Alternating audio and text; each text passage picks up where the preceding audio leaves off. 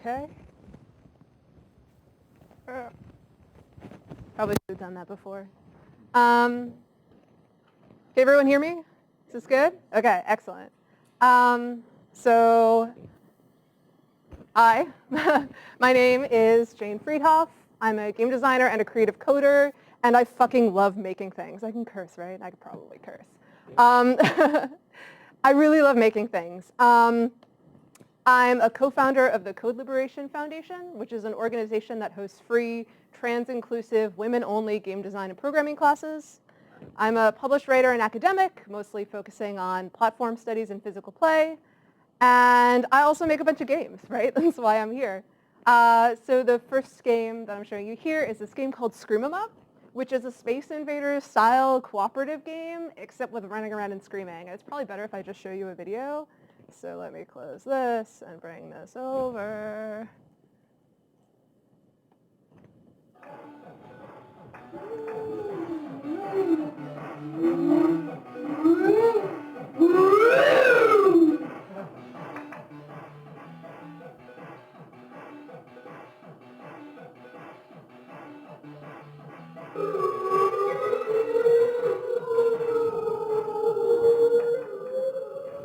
So basically, rather than using a regular controller, the way that you move your ship is to actually run back and forth, like you can't avoid it, and the way that you shoot is you scream really loud into a microphone on an iPhone.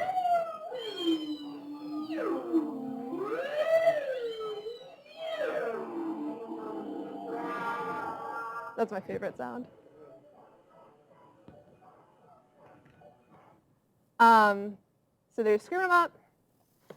There's the Second Amendment, which is a 3D Unity text adventure about discovering the true meaning of the Second Amendment, which I'll also show you a video of from Kotaku.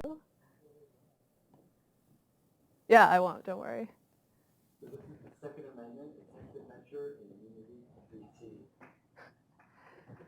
I'm going to turn it down for a second. Basically, the way that you play the Second Amendment is you control a giant arm hovering over a keyboard, playing a text adventure. And the way that you type is you have to kind of position your arm over the keyboard and then press a button to slam your hand down. So it's kind of this motion. And I'll just skip a little bit ahead in the video. Actually, don't even have to. Fuck, damn it. All right, got it. Carefully open the end to check. Since you find the key to your further study, you aren't supposed to go in there. Okay, all caps words, type study. Well, I don't. There's no back or anything. That Second Amendment, made that with Ramiro Corbetta and Anthony Marifat. What class did you make it in? Oh, I made it in this awesome Unity class taught by Robert Yang. So, yeah, he's a really cool guy. All right. And then Slam City Oracles, which is a game that I made for No Quarter 2014, debuted just a week ago? God, I don't even know. Which is a 2-player cooperative game about dancing so hard with your best friend that you tear down a city. So I'll show you a little bit of that too.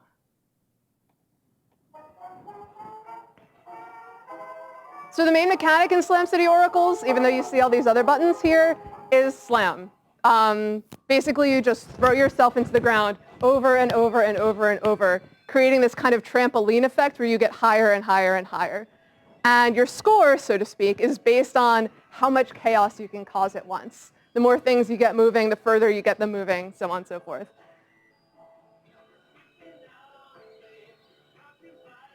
So you work together with your partner to cause as much chaos as you can.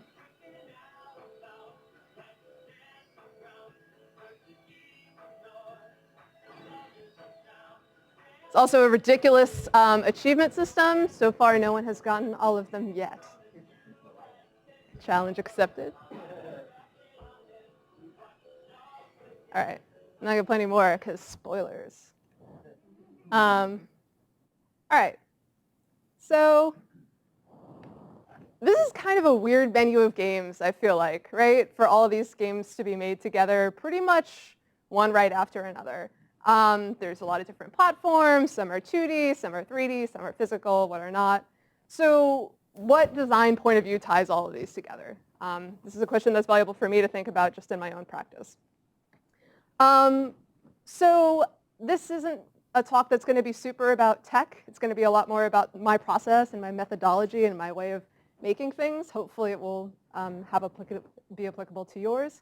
So before I can really get into that, I want to tell a little bit of an origin story. And I want to tell you about the absolute worst game that I ever developed. It's a game called Face Smush. And you play it by being a teenage girl and sitting in front of a mirror and trying to push your face so that it's like not really quite so uneven anymore, right? Your eyes are bigger, your nose is a little bit smaller, you look like the women that you see in the media, you look like the women that you see around you. It's not really so much a game as a serious depression inducer. So, I mean, like many people in this room, probably I was a little bit of a nerd growing up, right? I can't be the only one. My parents were great and supportive. My teachers were great and supportive. Again, nerd. But I still had the same shitty influences and insecurities seep through into my life. I was kind of a funny-looking kid. I was always being chased down the hallways to be the subject of another makeover that, unlike in here, would never really change anything. I kind of skipped this and went from this to this, you know? And of course, I was surrounded by the usual societal pressures, right, to take up less space, to be more delicate and wayfish, to be more typically feminine. And as a snarky, curvy tomboy, even back then, I could never really pull that off. So if I was giving this talk when I was a teenager, I probably would have called it overwhelming, imperative, and impossible, and run out of the room crying at this point, right? But I didn't. I'm here now. So what changed?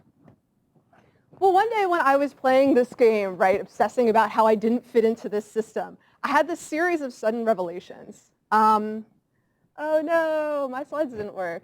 Aren't you guys curious? What could the revelations be?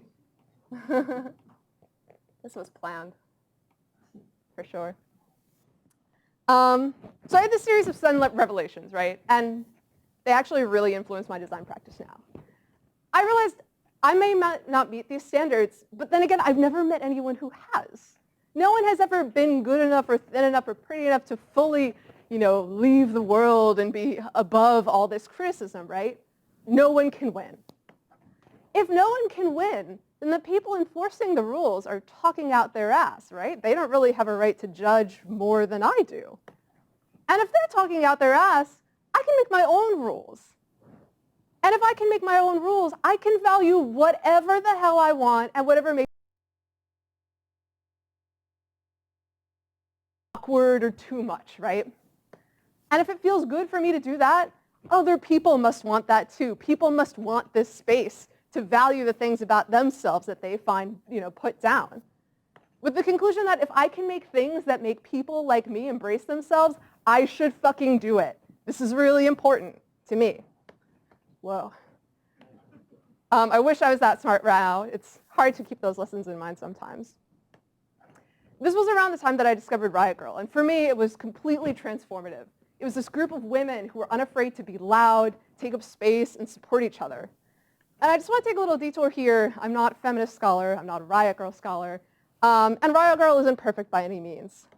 There's a lot of criticism about how it was mostly a movement for sort of well-off white girls, which I really can't dispute. This quote here, which is unfortunately a little bit small, I'll just read it really quickly. For instance, women of color wondered out loud, for whom writing slut across their stomachs operated as reclamations of sexual agency against feminine passivity, whereas racisms had already inscribed such terms onto some bodies, and poor or criminal class women argued that feminist slumming in the sex industry as a confrontational act implied that other women in this or other tiers of the industry were otherwise conceding to patriarchy. So I just want to put that out there. I'm not saying this was the be-all, end-all. But for me, there were a couple of things about it that really took hold that I couldn't let go of, that I'm still kind of obsessed with to this day. So what were those things? There was a celebration of amateurism and messiness, right? Of understanding that it's much more important to pick up a pen or an instrument or just get shit done, right? That this is a transformative and revolutionary act, and the polish that you do it with isn't necessarily the most important thing. That it's more important to make a thing that speaks to you than it is to do it in a necessarily technically flawless manner. And that there's beauty and interestingness in being messy, right? There's value in that. It's not something to hide.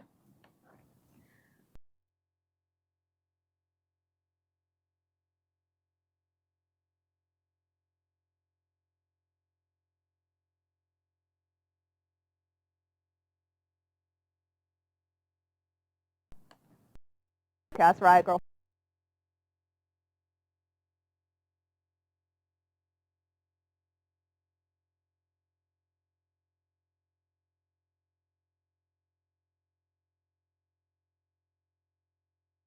And finally,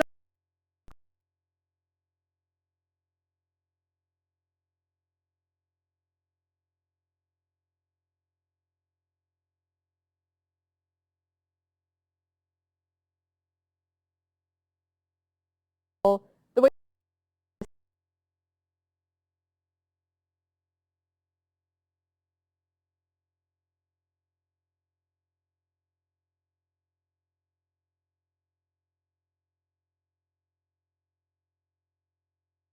every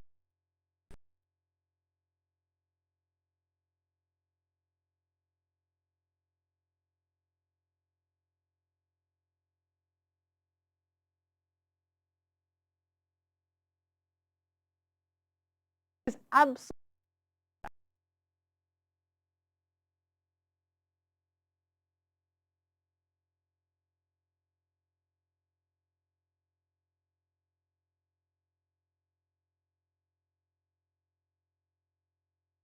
of this.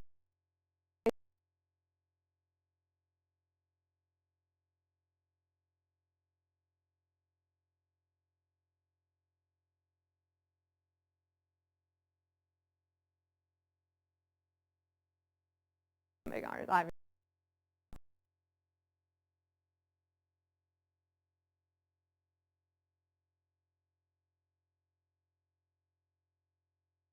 out of there. Kind of this approach of not just pushing tech to its technical limits, right? How many polygons can we get going on? But to its absurd limits, right? Probing its weak spot and making a game out of it. I tend to do verb and make a game about it. So for Scribble 'em Up, the way that I looked at it was, what if we took a game that works totally fine, right? Space Invaders is a very popular game, and map it onto a completely inappropriate controller. Scribble 'em Up is really hard to play. I don't know if anyone in here has ever played it before. No, probably not. It breaks a lot. Oh, you have, hooray. But it's several minutes long, which means that you're going back and forth and doing this for like several minutes. It's not just a couple of seconds. There's a lot of grappling, a lot of running, a lot of yelling. You get sore and tired really fast. But there's something charming about mapping a game onto an inappropriate controller. So I try to use the wrong controller for the wrong game and see what behaviors happen. So my takeaways, these, again, are just things that I try to ask myself when I'm thinking of a new project. Some prompts, basically. Creating a genre of game that seems completely inappropriate for your platform. Choosing a game controller that doesn't map well to your game and using it no matter what. And choosing a game controller and vowing not to copy any input style you've seen before, right? Some examples from other games. Now I'm nervous because people are here. Quap as an example of a game that has a really unusual kind of mapping, right? That creates a super compelling experience. It's just understandable enough and you can feel like you just control it enough to play with it and continue engaging with it, but bizarre enough to kind of make everyone a beginner. Dog the Wag, right? So Dog the Wag is a PS Move game, except you tie the PS Move to your butt and you like wiggle. Oh, this is filmed, shoes. You wiggle your butt all around. Hi, Mom. Yeah. Oh, someone gifts that. I don't know if I'll be happy or sad. So the PlayStation Move goes away from your hand, right? And it's attached to somewhere completely incongruous, kind of in general. I was going to say for a game, but I'd say in general. Of course, it's way easier to just shake with your arm really fast, right? But that's not the point. Putting it in a strange place creates all these new behaviors. When I think about cultivating honesty, I kind of think about it in two parts. The first part being, how can I give people a space to do something they really, really, really want to do, but feel like they can't?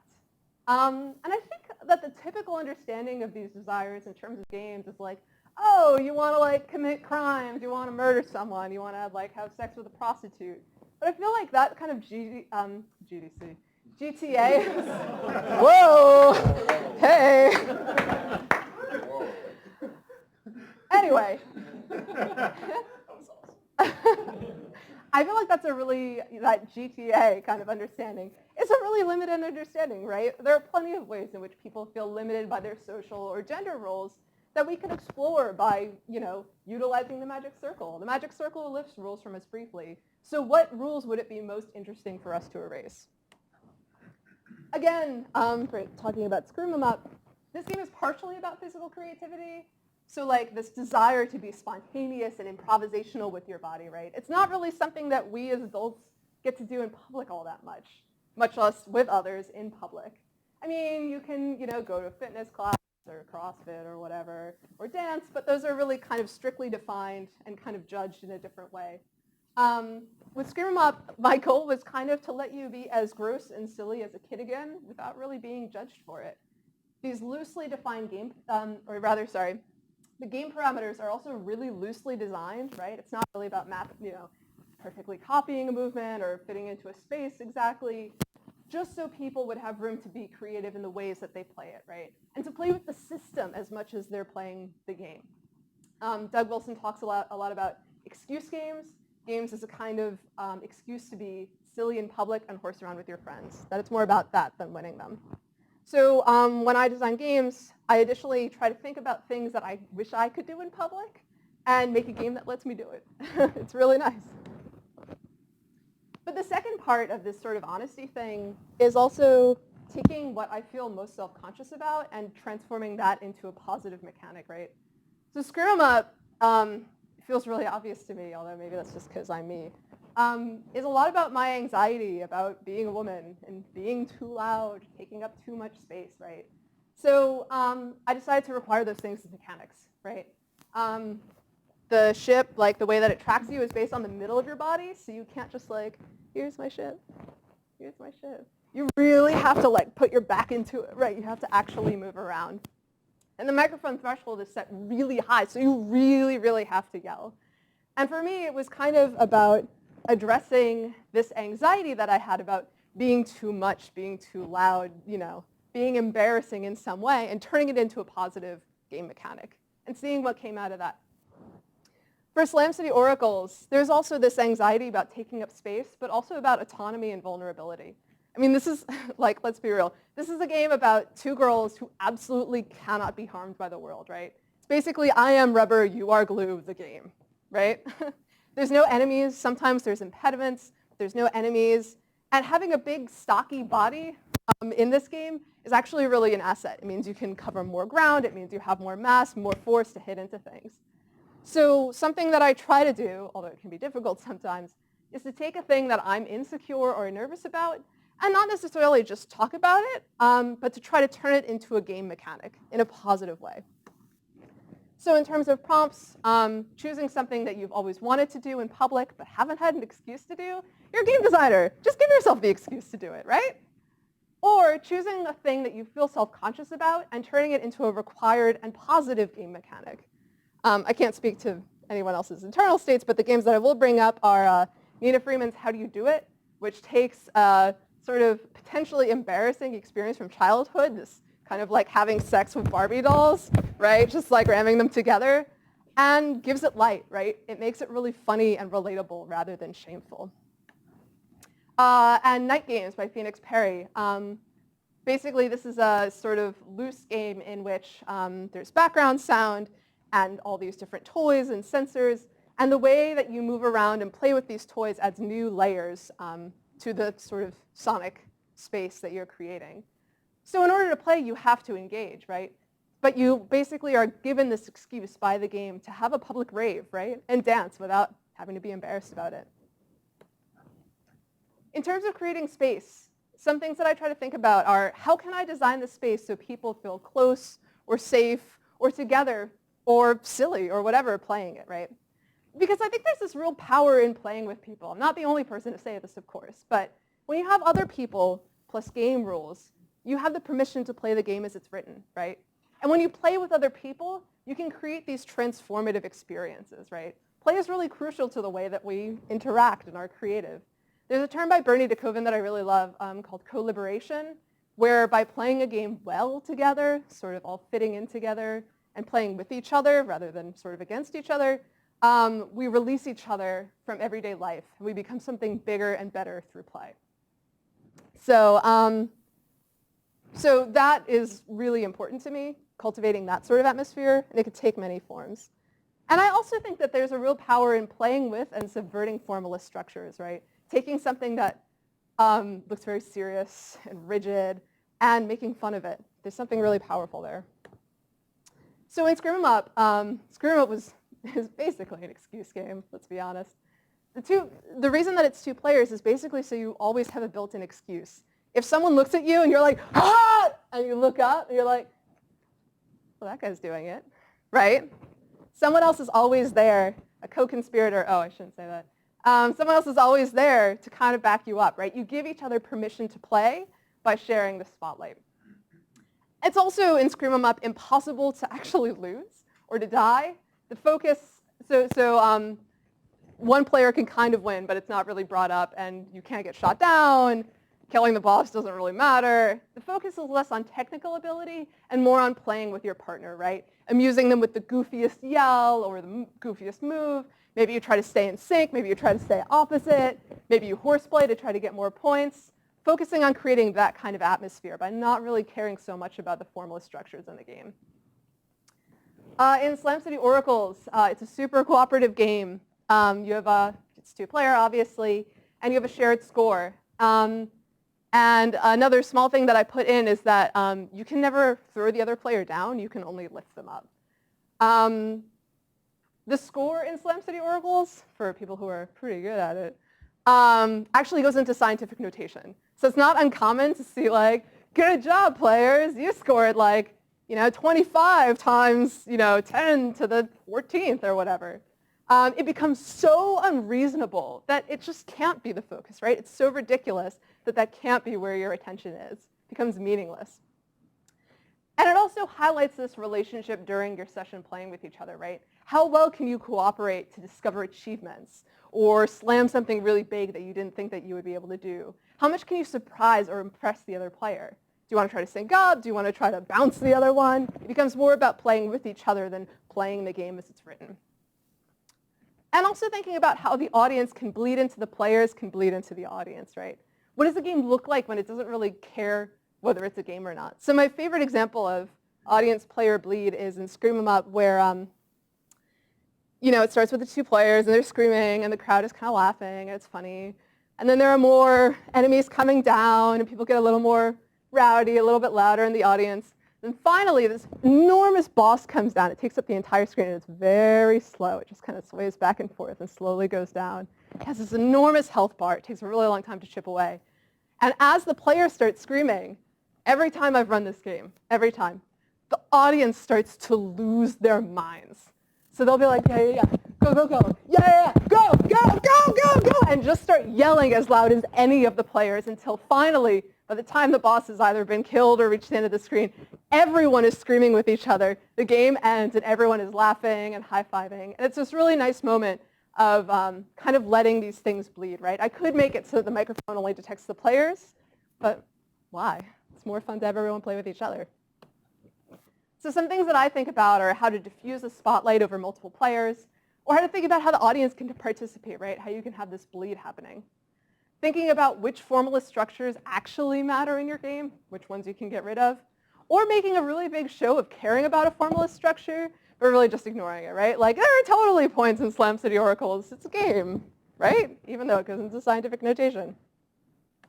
So a couple of examples of that. These are very, very different games. Deadbolt by Elizabeth Sampat. Basically, it's a game about sitting with other people and saying something truthful to someone else in the circle based on prompts that have been drawn from an envelope. And it's this really sort of quiet, personal, sort of secret space that's created for these people to share with each other inside the structure of a game. In terms of thinking about games that sort of pay lip service to being really formalist, but in some ways are very subversive of that, there's Button by Doug Wilson again, where the game gives you these commands like pose like a ninja, but it actually can't track you at all. Like, it doesn't even try. It doesn't know if you're just standing there or if you're actually like, how's the ninja pose? I don't know. Or if you're actually trying to pose like a ninja. So kind of this interesting tension that happens when you pretend to care about formalism but don't. Don't get mad at me because I'm pretending that. Okay, so so for me, those sorts of prompts are the things that guide my design, and it's nice to try to like whittle those down because it gives me something to work with that consistently surprises me while feeling very much like me, which is sort of the dream. So yeah, so those are the kinds of prompts that I try to work with that guide my design practice. And by the way, remember face smush, right? I'm making a game about that too, so get ready. So that's it. That's all I got. Thank you.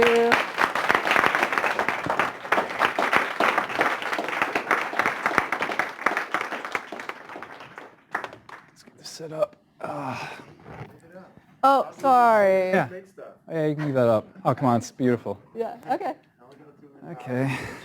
Ramiro, when have you ever made stuff? Do you want to do this? I got it from here. I'm good. I'm kidding. Hey everyone, for those of you who don't know me, I'm Andy Nealon. I'm a professor of computer science here at NYU. I teach in the Game Center and in the Game Innovation Lab, both the technology part and also the design part. These talks often are concentrated on tech. This is hopefully something where it'll be easier to talk about design. I actually encourage people to do that, so please have a seat. I'm going to have like about 15, 20 minutes of conversation, probably less, because I'm going to say that that talk probably brings up a ton of interesting questions and I want to get the audience involved faster. But I'll just start by saying words and actually prompting you to say words. So first of all, thanks a lot for doing this. Yeah. Because we, how long ago was No Quarter? 1.5 weeks? You remember? 1.5 weeks? I think it went by. The weekend, yeah. It's like it's very recent. So when we thought about reaching out to you, there was a lot of discussion whether that would be even humane, right? Because we know how much stress. Like I was following Kevin Kansian's development, and I think you guys were communicating, or was there some communication between the people who were in No Quarter? I think it was mostly going on Twitter and being like, oh. You could at least see the other people suffering with you. Yes. Because everyone yes. seemed to be like in a deep despair of getting everything done on time. I would say that's accurate. Yes. Right. And then when I went to the event, I mean, first of all, the event was amazing. I don't know what the perception from the inside is if you're there.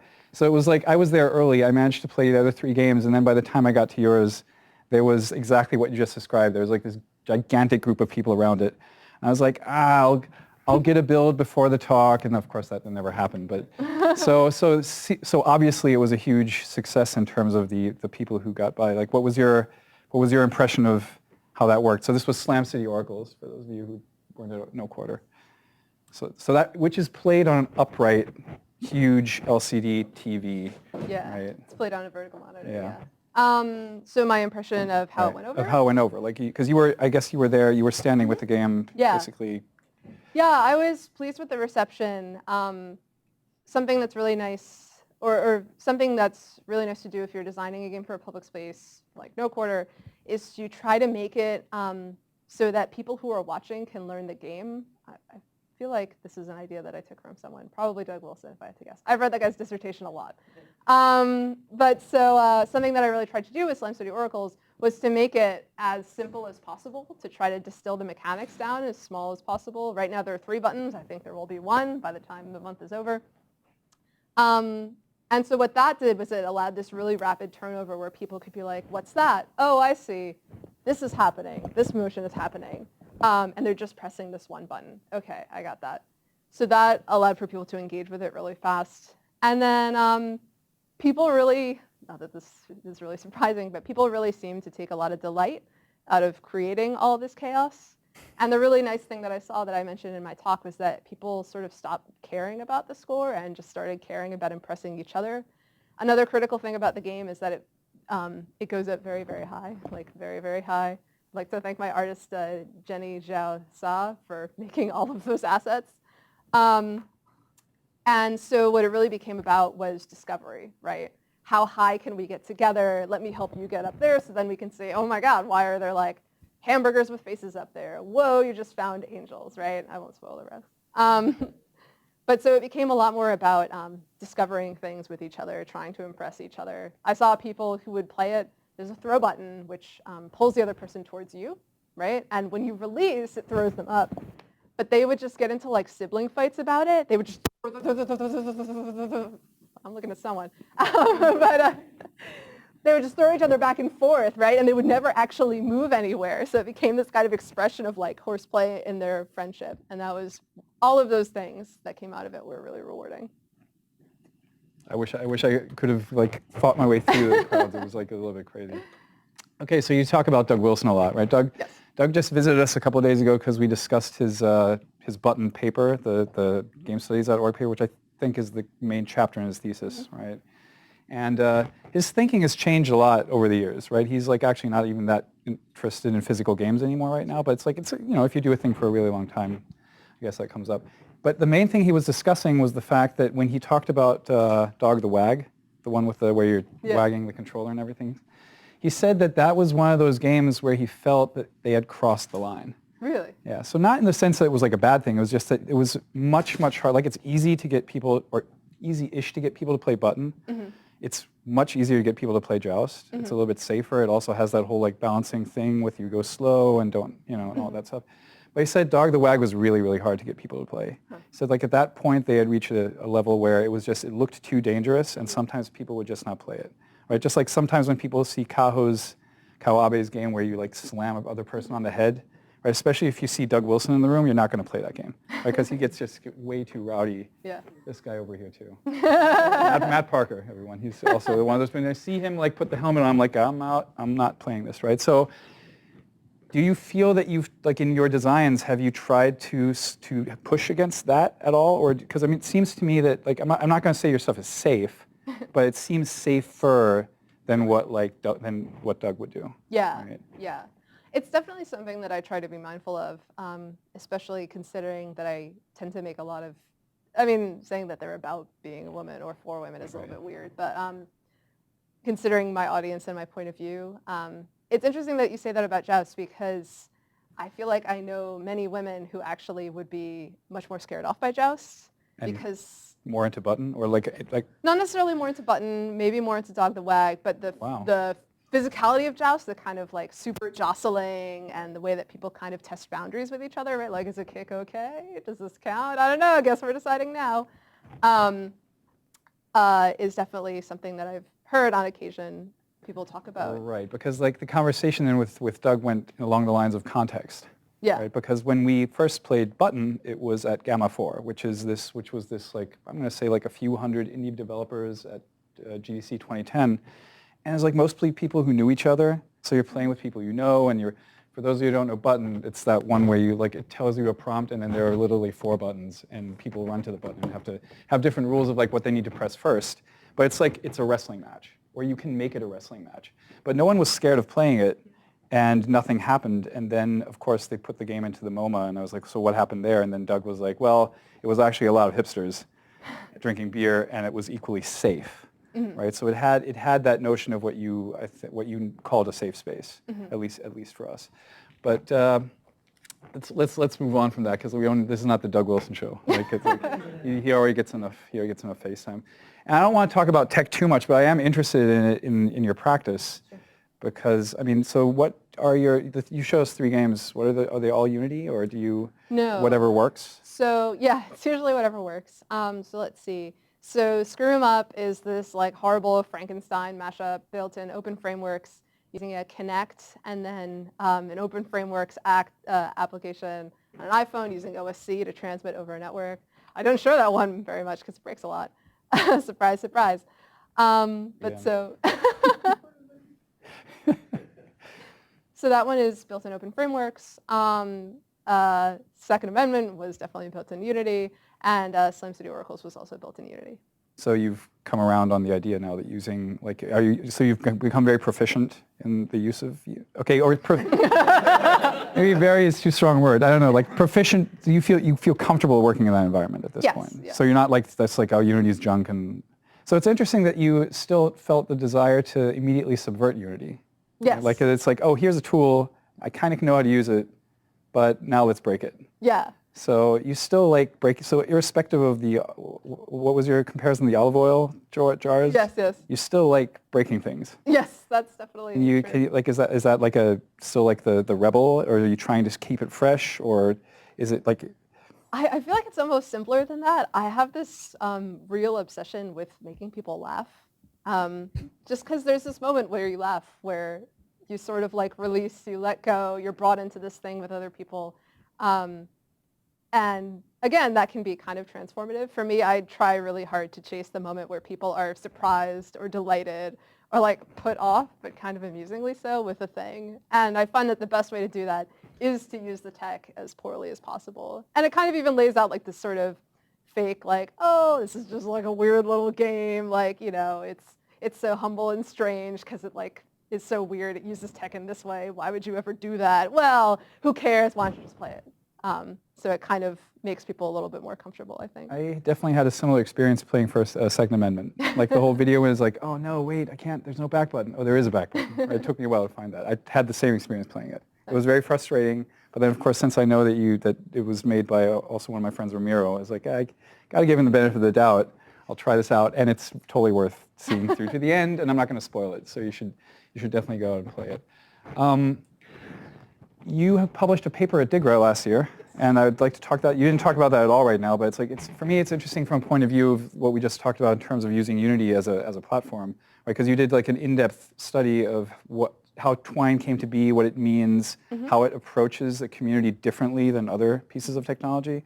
The thing that struck me most in that piece that you wrote was that unlike other, say, like APIs, like application programming interfaces, it doesn't approach the idea of like how to use it, but why would you, not even why to use it, but why would you use it to make a game in the first place, right? So it's like comes at the person who might engage with it from a much more philosophical point of view, and yet it was created in 2009, and it took like the publications of Ananthropy, who then wrote tutorials for a thing that was arguably already supposed to be something that's more approachable.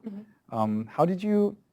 Was this a class project? Did you just like have a desire to write this nice paper that very insightful for me, that actually knew very little about what the origin, what the history of this platform was? Yeah, so it came out of a game studies class with John Sharp at Parsons. And yeah, I was really interested just in the way that people learn programming. I know that the way that I learned it was like playing really old games and like going into the files and finding the sprites and like changing one, right? And there's my sprite in the game, that's awesome. Well, what are these numbers? And starting to change those and seeing what happens. But I was already oriented towards games as a little kid, so I was really interested to see how this tool inspired lots of different kinds of people from different kinds of backgrounds to create with it. And it can't all be, you know, attributed to the technical parts of it. That would be silly. But yeah, so one of the really neat things about Twine is that in the tutorial and like the instruction docs, which is what you were talking about, it doesn't really start, like if you look at Unity, right, it's like, this is how you create a character controller, so you can like move your character around. And in Twine, actually, the help docs are like, why would you want to make a game? Well, games are really cool if you want to like have choices or have branching paths or this or that or whatever. You know, how might the art that you have be interactive? And I just thought that was a really interesting way to approach it. And that's something that I try to do when I teach with code liberation as well, is to not assume that everyone finds like LERPing as interesting as I do, because most people don't, but instead to sort of approach them from like, how can this enrich your already existing artistic practice? Well, it sounds like it's also something that makes people immediately more interested in the thing that you're talking about. Totally, yeah. Like instead of like, by the way, 1-on-1 is 2, it's like whatever, right? Like you want to get people into it because you want to figure out whether it's worth their time. Right. Like whether it's something that they want to spend years of their life learning, because in the end it is that, right? It is years of your life that you're spending learning that. And when I teach, I try to make it so that every class ends up making something, and it's not always like the most fascinating thing. Sometimes, usually, the example that I trot out a lot is like a little avoider game, right, where you like move your mouse and you try to avoid these things falling down. But the way that I try to contextualize it, and I'm super influenced by Ananthropy here, who talks a lot about context, is to try to frame it to try to explain to them that even though this is kind of a basic arcade, these are all basic arcade game formats, to be like, you can layer anything you want on this. Where does this metaphor appear in your own life? And how can you run with that, right? Take this mechanic and layer and layer and layer and layer. Which is something that's very, it's a thread through your work. Yeah. Right? Like, I mean, it's like you, in Slam City Oracles, you're having fun with a friend, right? And you're just like messing up the world. I think I found something here where you wrote, this was in that article on it, turning the world's pressures back onto it. Right. That's from you, right? It's like, so essentially, but it sounds like when you talk about it, it sounds like you're making this, it's optional, right? It's not, you can see that it comes from somewhere deep inside, but people can just engage with it at face value and have a great time and don't have to necessarily, and that spoke to me as someone who also occasionally creates, that I like making a thing that potentially has interpretations, but is just fun because it's visceral or entertaining in some interesting way. I have way more stuff here. I'll go through one more thing because this is another philosophical. Like, we're not talking about tech at all here today. This is not. Sorry. Right. So the thing that I also found very interesting, I don't even know if I'm projecting here, is that you spoke about how the things that you would normally have perceived as like negatives by society, such as you're too big or you're too loud or these things, and you turn them around and you turn them into the mechanic. Not only do you turn them into the mechanic, now this is my part of the talk, stupid, is that you redefine, so for me it sounds like you're redefining success. Right, which is something, again, it speaks very strongly to me because for me, so I'm lived in Germany most of my life where success has a different definition, but coming here I had to learn that success meant being wealthy in the money sense, right? And I was like, oh, that's interesting that that's the only metric. So for me, playing these things and seeing you talk about what it means to be good at them was just like like you're just pushing away this like one way of seeing success and saying, no, wait. I mean, and you said it very actively in your talk, but and you gave the influences. I understand where this is coming from, but where are you? So what interests me is where you're going with this, right? So clearly you haven't explored that to its full extent yet, or is this like things that as you're sitting down and thinking about the next thing you want to design, does it come then, or do you have something on the back burner that you just haven't had the time yet to work on, and you want to show that that's another way to see it? Like that's another way to look at it. So I guess I'm asking what's next for that line of work, because it's a clear through line to me, at least from seeing what you've been working on up to now. Yeah, definitely. It's something that just kind of arises from the back burner, I guess. A lot of there's been a lot of stuff going on the last couple weeks, months. I was so trying not to go there. Well, but I mean, and even just being like a woman in game dev, you can feel really vulnerable. And for me, those things sort of added up. They kind of catamared over time and really shaped this thing that came out. I don't think that I would have made this game at a different point in my life. Right. But yeah, it is definitely about redefining success. I have this like fleeting hope when I make stuff, even though my stuff is like super duper silly on the outside. But I have this fleeting hope that like, when people play and they have these other moments where they have success and these weird or funny or like super gross, like there's spit all over the iPhones after they're done with Scream 'em Up. When people have those moments, like that sticks with them a little bit, right? It's something that they can take away with them. The magic circle is well, maybe we wouldn't want it to. Well, in any case, the magic circle obviously doesn't persist, right? It's a circle. You enter it and you step out of it. But I think that there is something really important that I'm chasing in trying to create these moments where success is redefined and you can see this alternate option of success, and then maybe take that away with you a little bit. I know that one of the things that I really worried about with Scream 'em Up was, so when I was in high school, I played basketball, but I played it like roller derby, and I kind of played all sports like roller derby, so I was benched a lot. So I knew that I would play Scream 'em Up, right? I mean, it was definitely influenced by Ramiro Corbetta's Shove also, which is a game whose mechanic is its title. And I love that game too, but one of my concerns was actually like, would a lot of the women that I know who are my friends play this game, right? Some of the people who are quieter or more demure, who wouldn't really like go on stage to do karaoke, who aren't into like all that horseplay stuff, would they be into it? Or would it just be a bunch of like folks who are really comfortable taking up space do that? And what I found, and I mean it's hard to say with absolute certainty, but what I found was there was this enormously wide range of people who would play it. And there were a lot of teenage girls who played it at Come Out and Play, and they always had this kind of excited look in their eyes, right, afterwards, even if they were like, you know, in heels or whatever, kind of dressed up. there was like this kind of feral look, and I was like, yes, that's it. That's what I want. Is that my end note? Maybe it is. That sounds... Feral. Feral. You know what, on that note, I'm going to pass it off to the audience.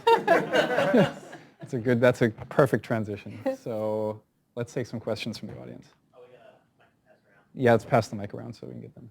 I think it's starting over here with Mr. Parker. So, It's not for, it's just for, super confusing. Okay. sorry. I'm going to talk into this mic that apparently does something, but not in this room. It'll do something for the YouTube video. And I'm going to talk about tech. So it looked like your newest game, the Face Motion game, was open framework, if I recognize Yes. the bug console. Yes. Side of it. Yep. So you're not completely shipped over to Unity at this point. No. You still use open frameworks. For the code liberation stuff, you guys mostly focus on teaching processing in Unity? We teach all kinds of stuff. So just me, I teach open frameworks, processing, and GameMaker. So there's a wide range of things. There's also people who do Twine and HTML, JavaScript, stuff like that. And how do you decide, is it up to the individual instructor what they're teaching over time, or do you always have like a certain intro thing, or? We try to make a good spread of things just because what will click with one person will not click with another, right? It's pretty big, between GameMaker and Unity, that's like a wide range of learning styles. But we just try to choose whatever we're comfortable with. And in fact, we kind of have a wide range of things because we actively try to grab students who are really promising and seem really into it and kind of train them up into TAs, into teachers. So it's kind of, I always am a little bit sad that it's called the Code Liberation Foundation rather than the Code Liberation Collective, because it's kind of this effort to take whatever skills anyone has, be like, that is awesome, you teach it now. You could probably rename it, right? Sorry? You could probably rename it. I think most people just call it code liberation. So That's if you change true. that last word, That's I don't true. know. I'll just pretend it's always been that way. Yeah, there you go. Just start calling it that. Yeah, there you go. Okay. So I guess the last question is, so why open frameworks for this most recent project? Is there a particular reason? Or are you trying to break open frameworks, or is it like why not Unity for this one? What do you decide to use when and why? So this is a less precise answer than I want. Really it was just the fact that I had done, what was going on there, you probably know, but for everyone else, it was like color tracking basically. So you could tell where it could identify which color was where and where those like bounding boxes were. And that was something that I just knew how to use in open frameworks. And for me, I try to fail as quickly as possible. So I try to figure out the simplest way to prototype an interaction. And if it works, great. If it doesn't work, well, at least I haven't spent that much time on it. So that's kind of why it started with open frameworks. I would love to say that after that, and then I evaluate all the platforms and see which one's the best for it, but I don't. I just kind of run with it. But messiness is beautiful, right? So.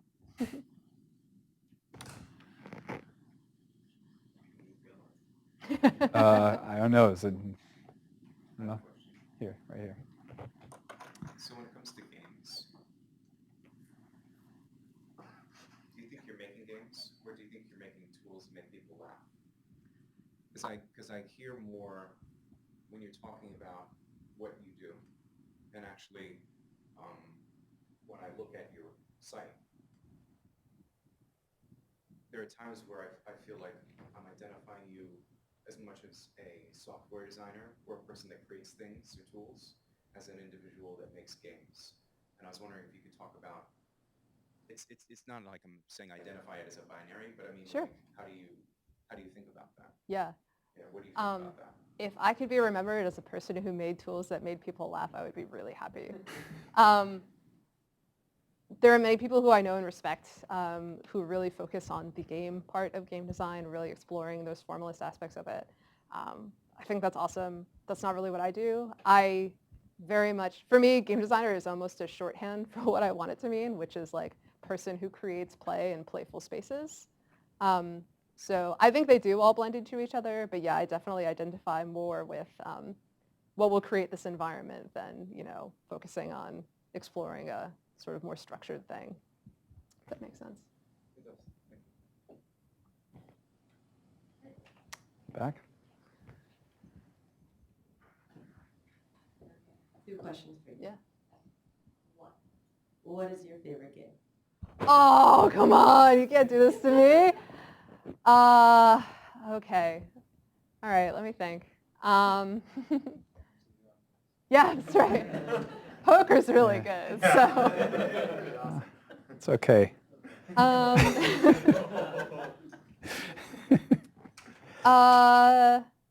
right, you have to at least let me do two.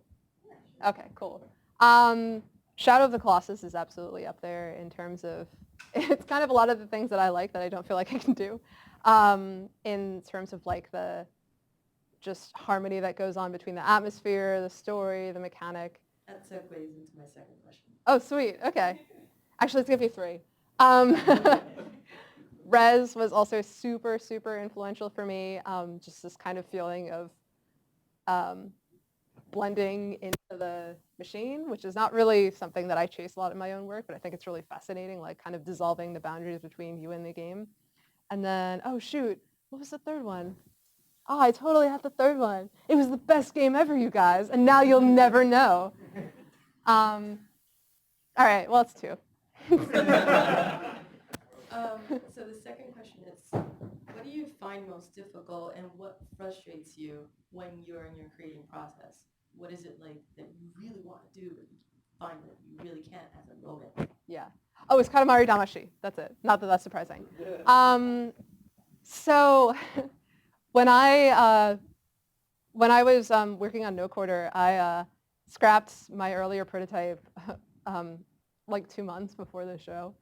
And there's a tweet from about 1 month and 3 weeks out that I wrote that was something like, every time I make a game, I forget how to make a game. Like, I wonder how I ever did it. So it's almost impossible for me to answer that question because every part of it was the hardest and the most difficult part.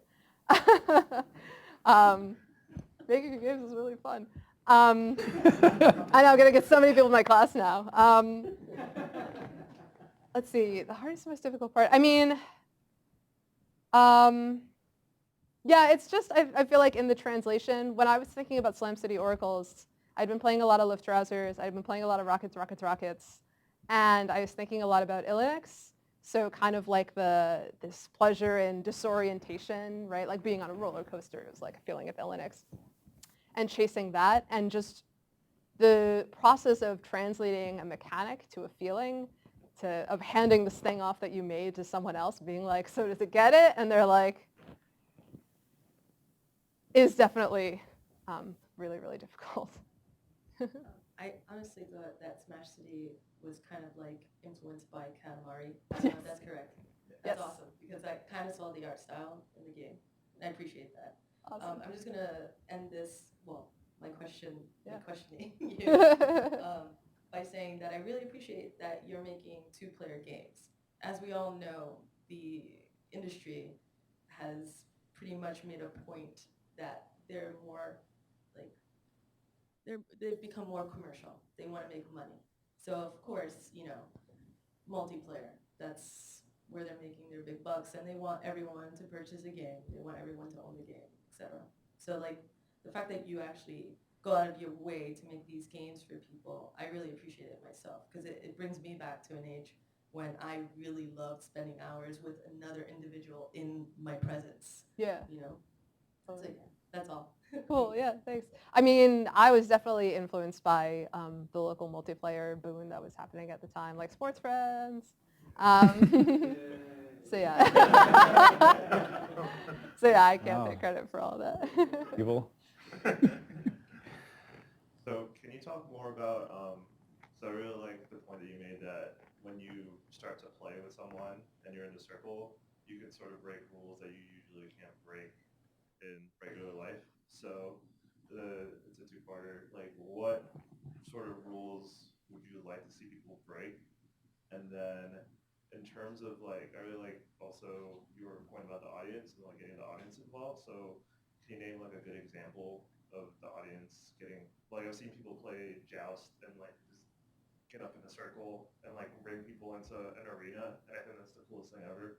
So can you think of like another example of that? Yeah, let me think on that, because I'm sure there are. Sorry, and your first question? Oh, rules that you'd want to break or you'd want to see broken in a Right. circle. So, let's see. That's an interesting question. I feel like it's a little bit difficult to answer because it's like, I feel like the rules that I'm the most interested in breaking definitely come from just my socialization and my, upbringing in this culture. So for me, it seems super obvious that the rules that I want to see broken are about taking up space and being loud and embracing amateurism, right? And not being self-conscious, all of which, many of us are taught to do all the time. So I feel like I am not even really sure what kind of rules I would want to see broken, because I feel like those would have to come from someone else's point of view and someone else's socialization, right? Which I would actually be super excited to see. I would love to see more games. I guess I would love to see in general more games coming out that address the things that are instilled in you and sort of flip them upside down. I'm sure there are plenty. I can't even cite them all. And then, sorry, and then it was... an example of the audience getting involved. Yeah, that's a good question. I can't, off the top of my head, I'm trying to think. We got a bunch of game designers here. What are your examples? Oh, right. Oh, Jesus. Okay. Okay, so one of the experiments that I did with that, with Ramiro Corbetta here, was this game called Vici. And it was a game where it was a player versus player fighting game. But so you would like be these two little heads down, top down people in this arena running around. But actually nothing existed in the game when you first started it, like nothing, not even weapons. But the thing was, it was being streamed to Twitch, and people could type they could type commands in the chat room to trigger those things being spawned. And I swear to God, this was like a year before Twitch plays Pokemon, so I promise we weren't just ripping off that. But so that was another experiment in seeing how kind of the player and the audience could kind of shift positions, go in and out, right? Are you going to join the crowd? Are you going to root for just one person? Are you going to be like totally chaotic neutral and just do whatever you want? So yeah, that's one example. But I'm sure that there are other examples of the audience bleeding in with the players. If anyone has any, we should shout them out. Renga, that's true. Yeah, so Renga is a 100-player game? No. No? As many, yeah, laser as pointers. many as you got. So, right. So, okay, I got it. I'm just kidding. So, Renga is a game that's played by laser pointer, and it kind of is as many as you got as you are. So pretty much you make decisions to like construct things or basically to do any actions by pointing your laser pointer at a certain point on the screen. And it's really fluid, right? If you get tired of it or if someone else is curious, you can pass it on to them. You can work with other people. You can be the guy over there who's going like this, right? So it kind of bleeds in and out as to who's doing the spectating and who's doing the playing. Yeah, that one's awesome. Hey. Hi. So at one point in your talk, you mentioned Elizabeth Sampson's Deadbolt as an example. I was wondering if you had any other sort of games from the tabletop sphere that you find particularly interesting. Maybe they resonate with your own work, or maybe you just like playing them, and is tabletop an area in which you would at some point like to make something yourself? Yes, definitely. Yeah, I find tabletop super interesting. Sadly, I never could like find a D&D crew when I was a kid. I was really bummed out about that. Or like a board game crew. Crew, God. Yeah, posse, there you go. One of my favorite, not just because it was a no quarter, but one of my favorite experiences with a sort of tabletop game is Consensical. I don't know if y'all have played it. It's a game by Naomi Clark, and it's it's a game about a human girl and a tentacled alien having an encounter. Raised eyebrow. And the way that it's a card-based game, and the way that you play it is you play certain cards to create trust, and then eventually to create satisfaction, and then to claim satisfaction. But kind of the hitch is you have to sort of synchronize in certain ways, or you can anyway. It's implied that you want to synchronize in certain ways, but you're not really supposed to talk all that much. So it's really interesting because if you want, of course, you can be like, all right, I'm going to play Byte, so you play Byte too, and then we'll do this and that, and then we're good, right? Okay, go, there it is, all right. It's not really explicit, it's not really forbidden, but the way that I found myself playing it was in a much more playful and much more flirtatious way, which was really fun to see that come out of these rules, right? To kind of start play acting the scenario. And that was like a really interesting thing to do in public, right? And occasionally with strangers. So, so Consenticle is definitely up there as one of my favorite kind of card-based game. And then of course, excuse games traverse all platforms, right? So I am working on a game with Andy Wallace called Muscle-Bound Glory. It's kind of a card game, kind of not. I'm cheating a little bit. So Muscle-Bound Glory is a game about 80s, you know the lines in 80s movies where they're like, why am I blanking on them now? Where the hero says something cool if something bad happens to the villain, right? They make some kind of terrible pun. So the way that Muscle-Bound Glory is basically only about making those puns. There's, oh God, sorry, I have to remember. I'm like losing it now that I'm on stage. Amanda, when Arnold Schwarzenegger like tells the other guy, he says, "Stick around." Exactly like that. So in Muscle-Bound Glory, there's 3 decks of cards. There's the person being killed, right, the villain. There's the way that they're killed, and then there's a wild card. And you have to string along these things, as many of them as you can, all together, and come up with your awesome, like, terrible 80s catchphrase. So it's ostensibly card-based, and the rules are there, but again, as is a kind of a common theme, they're all really loose. You don't have to use all 3. It's really just whoever is the funniest wins, right, to try to make each other laugh. So it was at Come Out and Play in the summer, and then sometime, I don't know. You need to make frequent plays. Yeah, we really do. Soon. Chirping.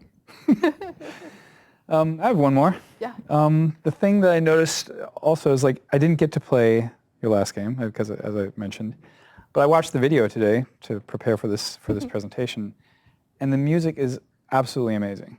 Right. I was taking my notes. I was like writing notes, and I was just like, pressed play. I'm like listening to this. I'm like, it's like immediately groovy and everything, and it just strikes me that when you don't have that, like if you just play the game and turn off the audio, that it's just not the same thing, right? Like how so clearly, even for something like Second Amendment, there's like atmosphere, right? There's some background audio. Like, what does that process look like? Do you work with a person who designs this and then you go back and forth through iterations, or do you just get lucky and find something that you like off the bat, or what does your audio design process look like? Just get lucky. That's a good way. This was super lucky. This was probably about 2 weeks out. My friend Ben Norskow knew the band. The lyrics were right on. The sound was right on. They were into the game. I mean, any musician, when you're like, hey, I want your music for my game. It's a game about dancing so hard to this amazing song that you tear down the city. Anyone's going to be like, all right. So, but in terms of atmosphere, the thing that has really stuck with me has actually been playing Ramiro's Shove game. So I've seen Shove played without sound, and no offense, sorry. It's not super fun, right? If it's just like, Thanks, Jane. wait a second. If it's really quiet and you're just kind of like pushing each other, it's like a little bit tense and a little bit weird.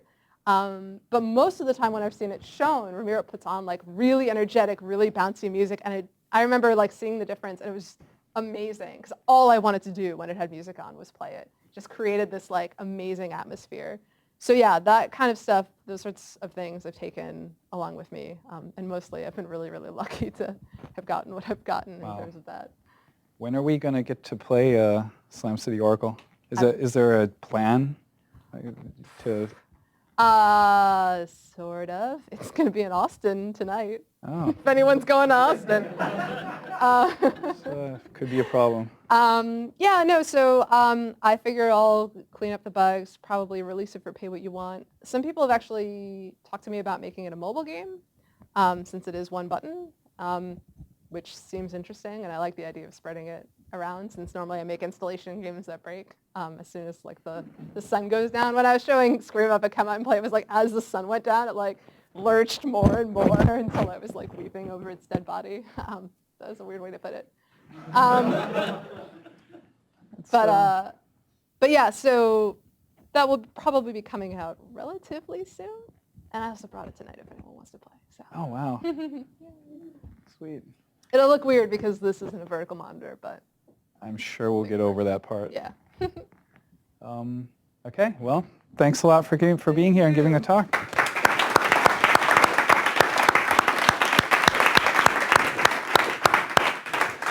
Sweet.